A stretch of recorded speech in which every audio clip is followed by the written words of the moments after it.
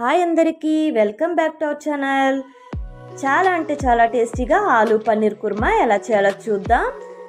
ఇడ్లీ, దోశ, అలాగే పూరి, చపాతీలో కూడా చాలా అంటే చాలా టేస్ట్గా ఉంటుంది. ముందుగా కావలసిన పదార్థాలు: ఆల్ గరం మసాలా, అలాగే ఉల్లిపాయ పేస్ట్, టమోటో పేస్ట్, ఉడకపెట్టిన బంగాళదుంప ముక్కలు, పన్నీర్.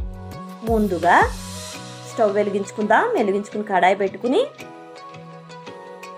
ఆయిల్ వేసుకోవాలి. ఆయిల్ బాగా కాగిన తర్వాత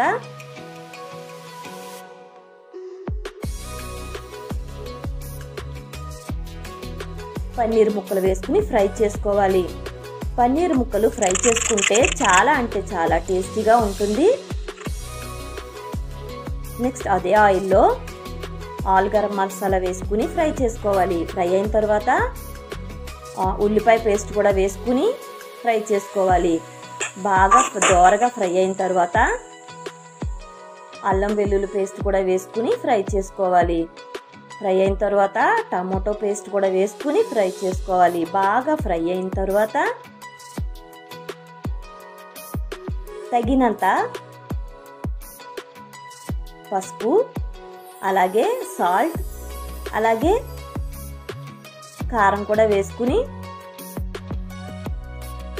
ఫ్రై చేసుకోవాలి. ఫ్రై అయిన తర్వాత పన్నీర్ ముక్కలు, అలాగే బంగాళదుంప ముక్కలు కూడా వేసుకుని తగినన్ని నీళ్ళు పోసుకుని మూత పెట్టి స్లో ఫ్లేమ్లో మగ్గనివ్వాలి. బాగా మగ్గిన తరువాత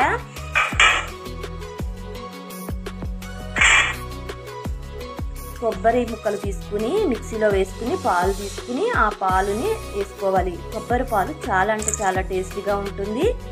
కొంచెం కొత్తిమీర వేసుకుని ఇలా ఒక 5 నిమిషాలు ఉడకనివ్వాలి. పాలు పోసిన తర్వాత